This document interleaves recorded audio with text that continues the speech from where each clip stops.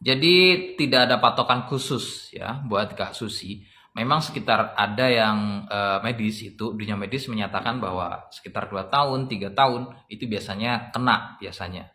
Namun lagi-lagi karena sistem imun, ya sistem imun pada setiap orang, pada setiap manusia itu nggak sama. Biasanya ada yang mungkin perlu waktu lebih, 4 tahun, 5 tahun, 7 tahun, atau mungkin nanti di usia yang mungkin usianya udah lanjut, misalnya usia udah tua, misalnya sistem imunnya sudah mulai menurun, kemudian baru kena.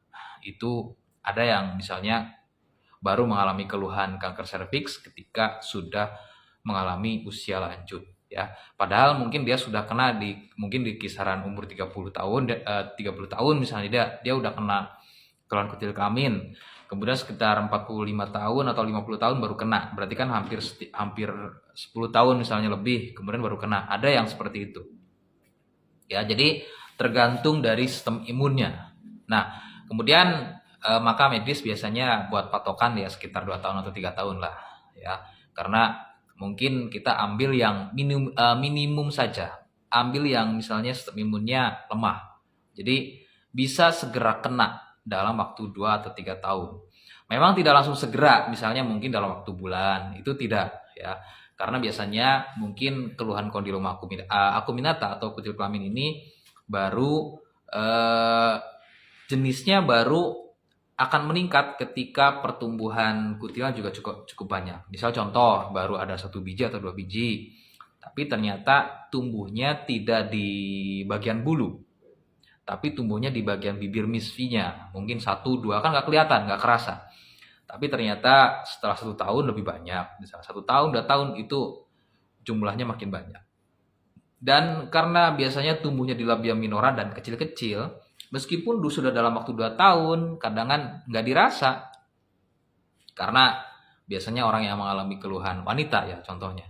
Khususnya untuk wanita yang mengalami keluhan kondiloma atau kutil kelamin, itu tidak dirasa nyeri, tidak dirasa gatal, jadi tidak ada keluhan. Sehingga membiarkan keluhan tersebut semakin jauh. Artinya terus membiarkan tersebut dalam jangka lama, ya tahu-tahu kanker serviks. Nah, kanker serviks ini ya, saya tegaskan, untuk keluhan kanker serviks itu menjadi urutan nomor 2 setelah kanker payudara.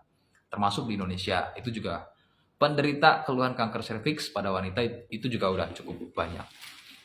Jadi kalau misalnya memang sudah mengalami keluhan kutil kelamin, ya segeralah. Meskipun itu baru awal-awal atau mungkin baru gejala ya, atau mungkin baru sebulan inilah ketahuan misalnya, itu segera pengobatan. Jadi kalau pada wanita jangan menunda. Saran saya kalau misalnya memang pada wanita keluhan kutil kelamin ini segera, jangan menunda. Oke ya, jelas ya.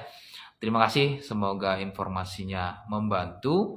Lagi-lagi kalau misalkan saya